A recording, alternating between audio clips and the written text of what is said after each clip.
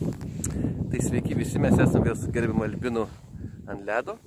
Ir dabar trumpam pasižiūrėsim, kaip visas tas procesas vyksta gyvai, gaudymas su ratlinu.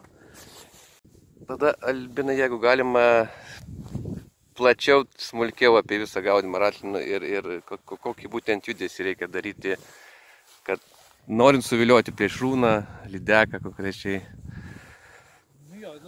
Mano tas judesys susideda iš 3 fazių. Kadangi naudoju labai kietą spinigėlį, sąmoningai, naudoju storą pintą valą sąmoningai. Pirmų judesių mes užvedam ratliną. Jis turi padaryti tokį judesiuką, kaip aš sakau. Po to jisai plaukia 45 laipsnių kampu link dugno. Irgi labai efektingai ir gerai atrodo plėšrūnui tas, ir po to grįžtamoji fazė, kai jis nurimsta, bet dar truputėlį juda, ypatingai kabliukai po pačiu ratlinu. Tuo metu dažniausiai vyksta... Tai, žodžiu, patys tokie tie pakilimai trumpi ir ganėtinai dažni.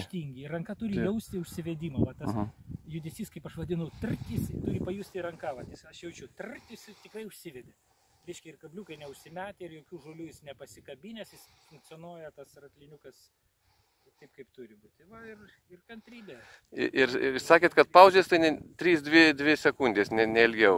Pauzė, čia yra, kaip sakė, kiekvieno kūrybos reikalas, aš naudoju dažniausiai 3 sekundžių pauzę, taip jau klasikinis. O eksperimentuodamas kartais pailyginu iki 4 arba iki 2 sekundžių, bet tada jau judesys truputėlį kitoks, dar trumpesnis norint. Bet daugiausia rezultatų atrodo, kad duoda tie 3 sekundės pauzė. O minėjau su sparnuotais, kur mes prieš tai čia rodėm ir pamatys skaitytojai, tai jau kitoks darbas yra, labiau dažnesnis. Ten jau kitoks principas, nes ratlinas dirba realiai tik vertikaliai, aukštyn žemyn, labai nedidelė amplitudė paplaukia į priekį. Naujo tipo vobleriai,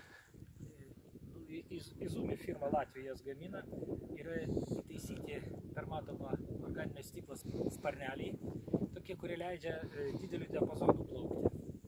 Galima tokį iškalti judesį, kad jis plaukia taip, judėdamas gan natūraliai, kaip sužeista žuvytė, ir didelių diapazonų ratų plaukia taip maždaug 2, gal net ir daugiau metrų aplink eketę, jis visą laiką plaukia tuo ratu ir dar labiau panašu į tikrą gyvą žuvį, man atrodo.